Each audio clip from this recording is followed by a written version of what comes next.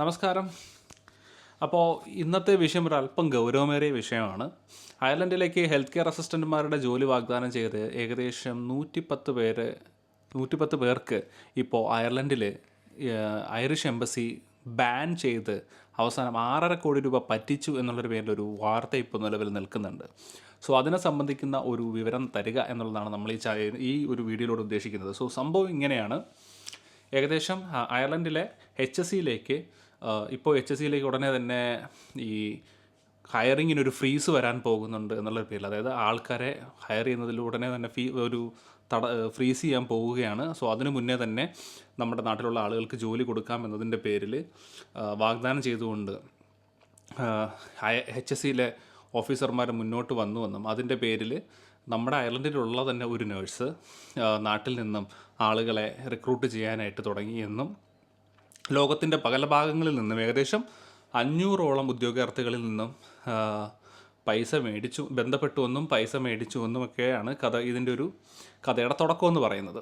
So അതിൻ്റെ പേരിൽ ഏകദേശം ഒരു 110ഓളം ആളുകൾക്ക് വർക്ക് പെർമിറ്റ് കൊടുത്ത് അവസാനം ആ വർക്ക് പെർമിറ്റ് നമ്മുടെ ഐറിഷ് എംബസിയിൽ സബ്മിറ്റ് ചെയ്തപ്പോൾ അത് ഫേക്ക് ആണെന്നോ അല്ല അതിലെന്തോ ഒപ്പില്ല എന്നുള്ള പേരിലൊക്കെ അങ്ങനെ പല റീസൺസും ഉണ്ട്. ഈ ആളുകളെ എല്ലാം 5 വർഷത്തേക്ക് അയർലൻഡിലേക്ക് ജോലി അപ്ലൈ ചെയ്യുന്നതിൽ നിന്നും ബാൻ ചെയ്തിരിക്കുകയാണ്. സോ ഏകദേശം ഇതിൽ ഇൻവോൾവ് ചെയ്തിരിക്കുന്ന മണി എന്ന് പറയുന്നത് വളരെ സീരിയസ് ആയിട്ടുള്ളൊരു എമൗണ്ടാണ്. 8.5 ലക്ഷം യൂറോ, ഏകദേശം എനിക്കൊന്ന് 6 കോടി രൂപയോളം വരും എന്നാണ് എനിക്ക് തോന്നുന്നത്. കൃത്യമായ എമൗണ്ട് എനിക്കറിയില്ല. 8.5 ലക്ഷം യൂറോയോളം പറ്റിക്കപ്പെട്ടു എന്നാണ് പറയുന്നത്. സോ ഇതിൽ ഇൻവോൾവ് ചെയ്തിരിക്കുന്നത് ഒരു മലയാളി നേഴ്സാണ്. സോ ഇതിൽ എത്രത്തോളം സത്യമുണ്ടെന്ന് നമുക്കറിയില്ല. എന്തായാലും പോലീസ് സ്റ്റേഷനിൽ കീഴടങ്ങിയിട്ടുണ്ട് എന്നാണ് ആൾ തന്നെ പുറത്തുവിട്ട ഒരു വീഡിയോയിൽ നിന്ന് നമുക്ക് മനസ്സിലായത്. പോലീസ് സ്റ്റേഷനിൽ കീഴടങ്ങിയിട്ടുണ്ട്. സോ അതിൻ്റെ വിവരങ്ങളെല്ലാം ആൾ പുറത്ത് പറയുന്നു. ആൾ ഇതിൽ ഇൻവോൾവ് അല്ല. ഇതിനെല്ലാം ക്യാഷ് ആവശ്യപ്പെട്ടത് HSEയുടെ 2 ഉദ്യോഗസ്ഥരാണ് എന്നുള്ള പേരിലാണ് പുള്ളിക്കാരൻ്റെ ഒരു വാദം എന്ന് പറയുന്നത്. HSEയുടെ ഉദ്യോഗസ്ഥരുടെ ഫോട്ടോ സഹിതം പുറത്തേക്ക് വന്നിട്ടുണ്ട്. സോ ഇങ്ങനെയൊക്കെയാണ് കാര്യങ്ങളിരിക്കുന്നത്. സോ ഇതിൻ്റെ സത്യാവസ്ഥ എന്താണ് എന്നുള്ളതിനെക്കുറിച്ച് നമുക്ക് കൃത്യമായിട്ട് അറിയില്ല. ഈ ഇൻവോൾവ് ആയ വ്യക്തി എന്ന് പറയുന്നത് അയാളുടെ കാര്യം പറയുന്നത് അയാളായിട്ട് പ്രത്യേകിച്ച് കുറ്റമൊന്നും ചെയ്തിട്ടില്ല എന്നുള്ളതാണ് അയാൾ പറയുന്നത്. പക്ഷേ മറ്റ് വ്യക്തികൾ ഈ HSEയിലെ ഉദ്യോഗസ്ഥരുടെ ഭാഗത്തുനിന്നും എന്താണെന്നുള്ള വിവരമൊന്നും നമുക്കറിയില്ല. സോ സത്യാവസ്ഥ എന്താണെന്ന് നമുക്ക് ആർക്കും അറിയത്തില്ല. പക്ഷേ നമുക്കിപ്പോൾ ഈ വീഡിയോയിൽ ഞാൻ ഉദ്ദേശിക്കുന്നതെന്ന് പറഞ്ഞു കഴിഞ്ഞാൽ ഇങ്ങനെയുള്ള സ്കാമുകളിലോ അല്ലെങ്കിൽ ഇങ്ങനെയുള്ള ജോലി വാഗ്ദാനങ്ങളിൽ നിന്നോ നമുക്കെങ്ങനെ സേഫായിട്ടിരിക്കാം എന്നതിനെക്കുറിച്ച് ആണ് നമ്മൾ ഈ ചാനലിലൂടെ ഈ ഒരു വീഡിയോയിലൂടെ നമ്മൾ ചർച്ച ചെയ്യാൻ പോകുന്നത്.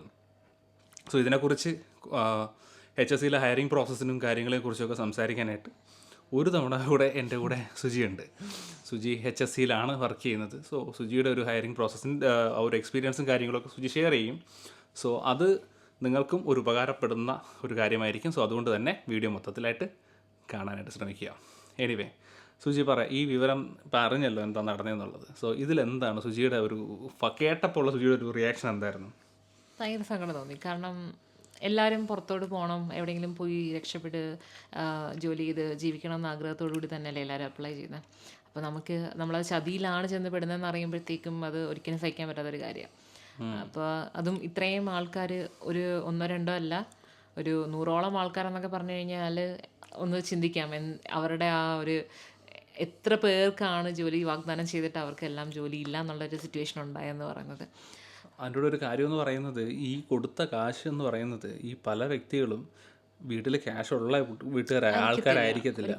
അപ്പോൾ അവരുടെ വീട്ടിലുള്ള സ്വർണം പണയം വെച്ചത് അടുത്ത വീട്ടിൽ പലിശയ്ക്ക് എടുത്തതോ എല്ലാവരുടെയും ഒന്നും കഷ്ടപ്പെട്ട് മേടിച്ച് ഇങ്ങനെ സബ്മിറ്റ് ചെയ്യുന്ന എമൗണ്ടുകളാണ് ഇതുപോലെ പറ്റിക്കപ്പെടുന്നത്, അല്ലെങ്കിൽ ഇങ്ങനെയുള്ള അൺഫോർച്ചുനേറ്റ് ആയിട്ടുള്ള ഇവൻറ്റുകളിൽ ചെന്ന് പെടുന്നത്.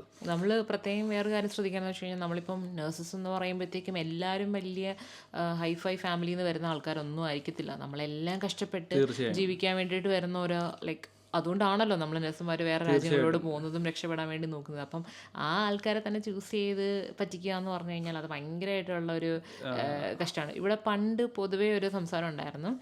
ഇവിടെ നമ്മൾ പേഴ്സണലി ആരെയും പറയുമല്ല, എന്നാലും പറയുവാണ്.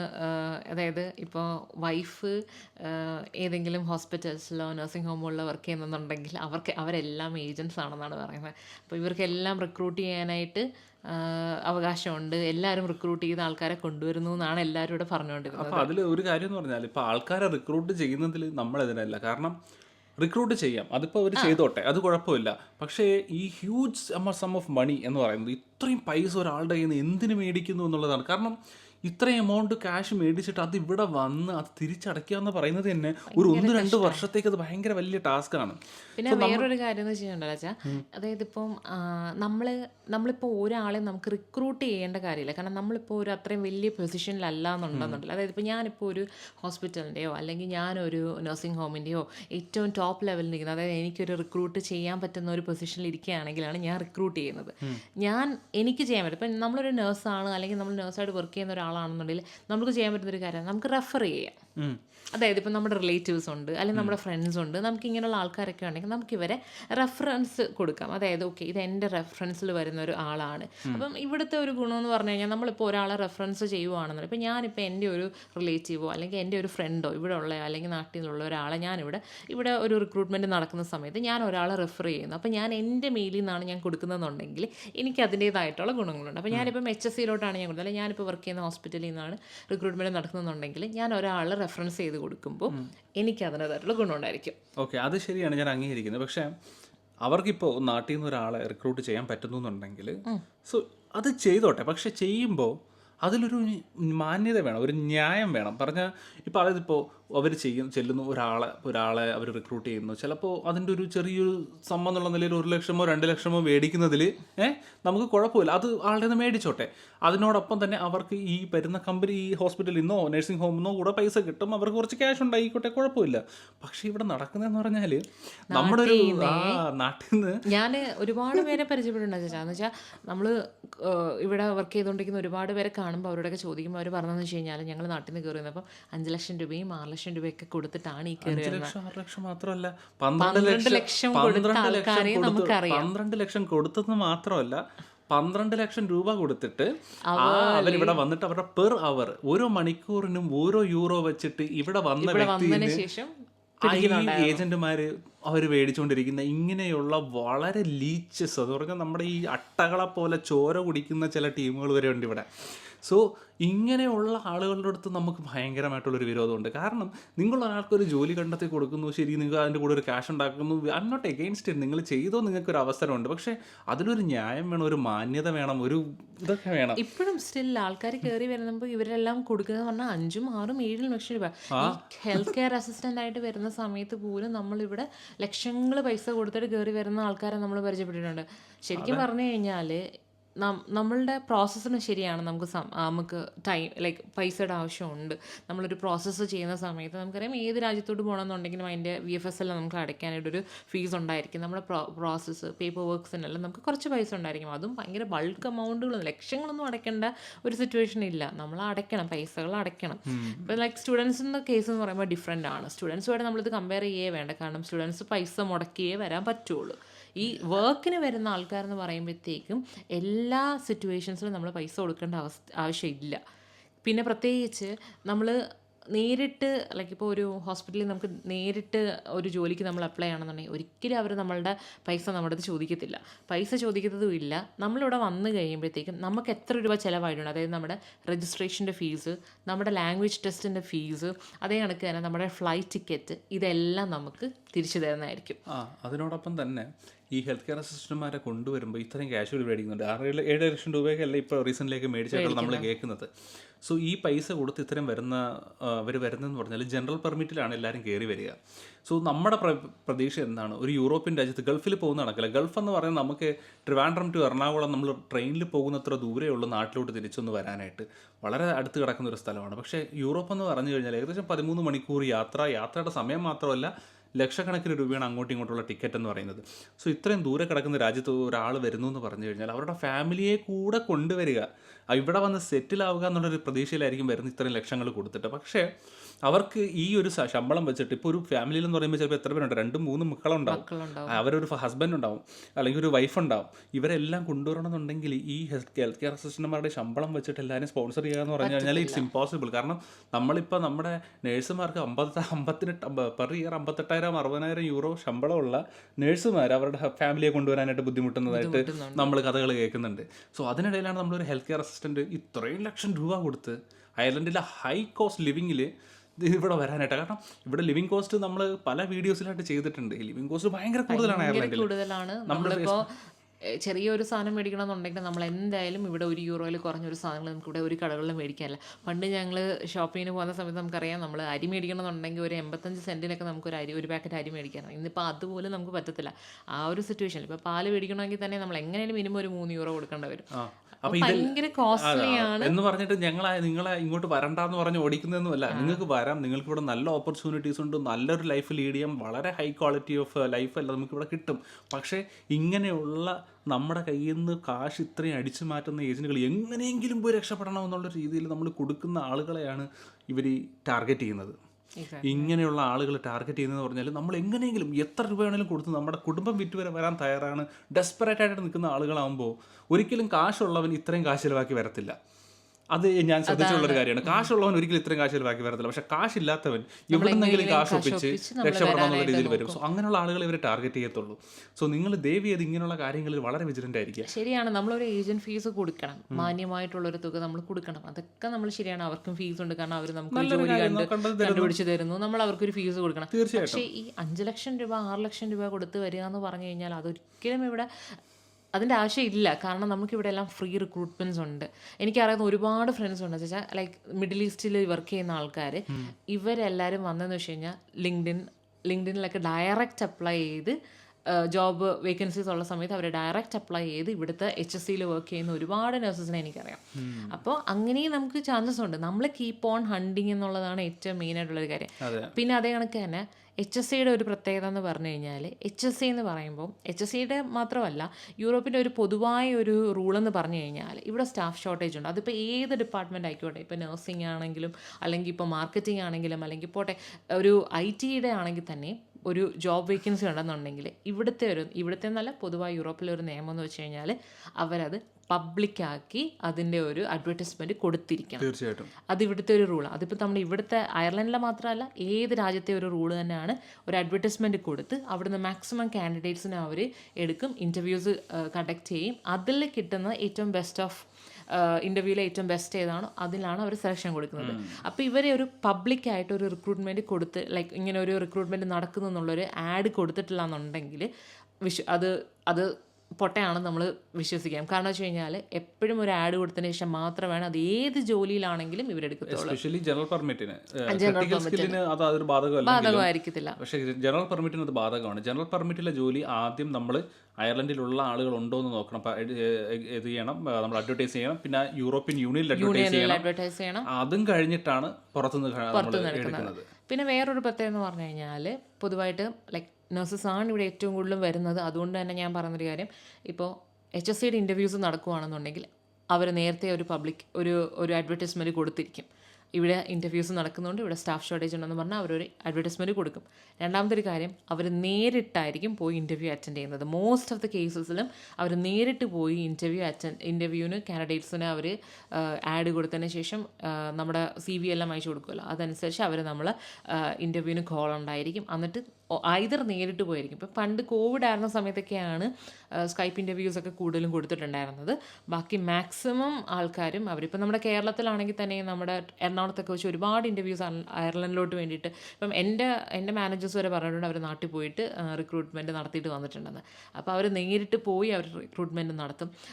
ഓൺലൈൻ ഇൻ്റർവ്യൂസ് ഇപ്പം ഈ ഒരു ഇടയ്ക്ക് വളരെ കുറഞ്ഞിരിക്കുകയാണ്. കാരണം അവർ നേരിട്ട് പോയി ഇൻ്റർവ്യൂസ് അറ്റൻഡ് ചെയ്യുന്നുണ്ട്.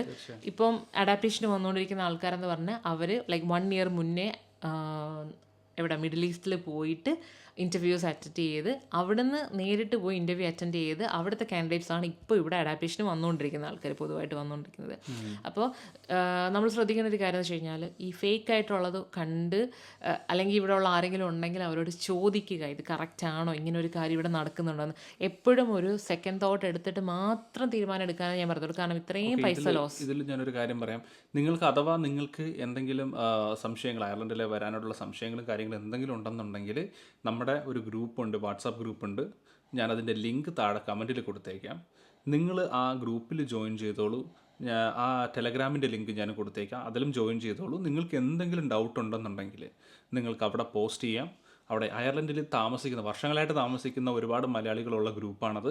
സോ അതിനകത്ത് നിങ്ങൾ സ്റ്റുഡൻ്റ് ആണെങ്കിലും നിങ്ങളൊരു ജോലിക്ക് വരുന്ന ആളാണെങ്കിലും നിങ്ങൾക്കതിൽ ജോയിൻ ചെയ്തിട്ട് നിങ്ങളുടെ ഡൗട്ട് അതിനകത്ത് പോസ്റ്റ് ചെയ്യുക. നിങ്ങളുടെ എല്ലാ കാര്യങ്ങളും അവിടെ പോസ്റ്റ് ചെയ്യുക. നമ്മളെ കൊണ്ട് പറ്റുന്ന എല്ലാ കാര്യങ്ങൾക്കും മാക്സിമം നമ്മളവിടെ മറുപടി തരുന്നതായിരിക്കും. നമുക്ക് അതിനെക്കുറിച്ചുള്ള നിങ്ങൾക്ക് എന്ത് ഡൗട്ട് ഉണ്ടെങ്കിലും പോസ്റ്റ് ചെയ്യാം. ഓക്കെ. പിന്നെ വേറെ കുറച്ച് നമുക്ക് കഴിഞ്ഞ വീഡിയോസ് നമ്മൾ ചെയ്തപ്പോഴത്തേക്ക് ഒരുപാട് ആൾക്കാർ നമുക്ക് കുറച്ച് ലൈക്ക് ഡൗട്ട്സ് ഉണ്ടായിരുന്നു. ഓൺ അറൈവൽ വിസ ഇവിടെ ഉണ്ട്, ജോബ് കിട്ടിയിട്ട് ഓൺ അറൈവൽ വിസ ചിന്തിക്കുക പോലും വേണ്ട. യൂറോപ്പ് കൺട്രീസിൽ ഓൺ അറൈവൽ വിസ എല്ലാ രാജ്യങ്ങൾക്കും ഇല്ല. പ്രത്യേകിച്ച് ജോലി ഒരാൾ വാഗ്ദാനം ചെയ്ത ഒരു ഫേക്ക് കൊടുത്തതാ. ഓൺ അറൈവൽ വിസ ഓൺ അറൈവലാണ് ഇവിടെ കിട്ടുമെന്നുള്ളത്.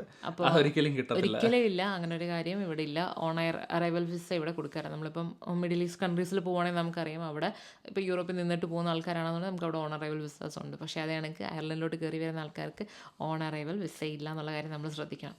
ഞാൻ നേരത്തെ പറഞ്ഞ പോലെ ഈ ഒരു റീസണബിൾ എമൗണ്ട് വാങ്ങിച്ച് റിക്രൂട്ട് ഇങ്ങനെ ഹെൽപ്പ് ചെയ്യുന്നതിന് എനിക്ക് ഒരു ഇതുമില്ല. കാരണം പേപ്പർ വർക്കുകളും കാര്യങ്ങളൊക്കെ ചെയ്യാനായിട്ട് അവർ ഹെൽപ്പ് ചെയ്യും, അവരത് ചെയ്തു കൊടുക്കും.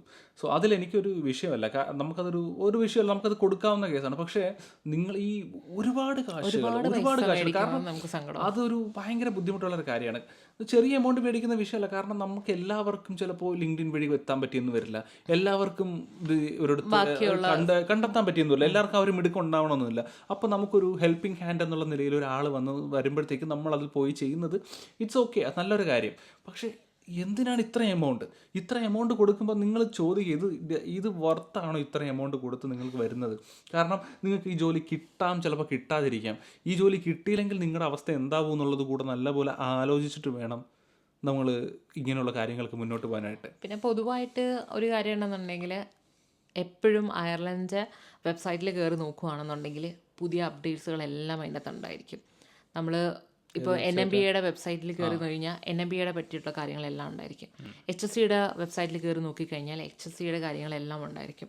അപ്പോൾ നമുക്കറിയാം, ഇപ്പോൾ നോർമലി ഇവിടെ ഒരു പ്രതീക്ഷ ഉണ്ടായിരുന്നു, നമ്മളുടെ എല്ലാം ഒരു 2 months 3 monthsന് ശേഷം ഈ ഫ്രീസ് ചെയ്തിരിക്കുന്ന പരിപാടി അങ്ങ് കഴിഞ്ഞിട്ട് പുതിയ റിക്രൂട്ട്മെൻറ്റ് സ്റ്റാർട്ട് ചെയ്യുന്നൊരു പരിപാടി ഉണ്ടായിരുന്നു. പക്ഷേ ഇപ്പോൾ ഈ ഒരു സിറ്റുവേഷനിൽ ഒരു ഇച്ചിരി ഹെക്റ്റിക് ആയതുകൊണ്ടാണ്, ഇവിടേക്ക് ഒത്തിരി ടൈറ്റാണ്. ഇപ്പം എല്ലായിടത്തും ഒരുപാട് സ്റ്റാഫ് ഉണ്ടെന്നാണ് പറയുന്നത്. അപ്പോൾ അത്രയും ഓവർ റേറ്റഡ് സ്റ്റാഫ് നിൽക്കുന്നത് കൊണ്ടാണ് നമുക്ക് പെട്ടെന്ന് ഈ HSC റിക്രൂട്ട്മെൻറ്റ് പെട്ടെന്ന് നടക്കാത്തത്. അപ്പോൾ അതുകൊണ്ട് HSC മുൻകൂറായിട്ട് സ്റ്റാഫിനെ എടുത്ത് വെച്ചു എന്ന് പറഞ്ഞിട്ട് ഉള്ള ചതിക്കുഴികളിലൊന്നും ചെന്ന് വീഴാതിരിക്കുക. ഏതൊരു ഇൻ്റർവ്യൂ വരുവാണെന്നുണ്ടെങ്കിലും അത് സ്പെസിഫിക്കലി ഏത് ഹോസ്പിറ്റലിലോട്ടാണോ ഏത് നഴ്സിംഗ് ഹോമിലോട്ടാണോ എന്നുള്ളത് കൺഫേം ചെയ്യുക. HSCയിലോട്ട് എന്ന് പറഞ്ഞൊരു റിക്രൂട്ട്മെന്റ് നടത്തത്തില്ല. ഇപ്പൊ HSCയുടെ കീഴിലുള്ള ഹോസ്പിറ്റൽസ് അല്ലെങ്കിൽ നഴ്സിംഗ് ഹോമുകൾ, ആ നഴ്സിംഗ് ഹോമിന്റെ പേര് പറയും, ആ ഹോസ്പിറ്റലിന്റെ പേര് പറയും. അല്ലാതെ HSCയിലോട്ട് എന്നുള്ള രീതിയിലോട്ട് പറഞ്ഞിട്ട് ഒരു ഇന്റർവ്യൂസും നടക്കാറില്ല. ഇപ്പോൾ ഏത് HSCയുടെ അണ്ടറിലുള്ള ഏത് ഹോസ്പിറ്റൽസിലാണോ ഏത് നഴ്സിംഗ് ഹോമിലാണോ സ്റ്റാഫ് ഷോർട്ടേജ് ഉള്ളത് അവർ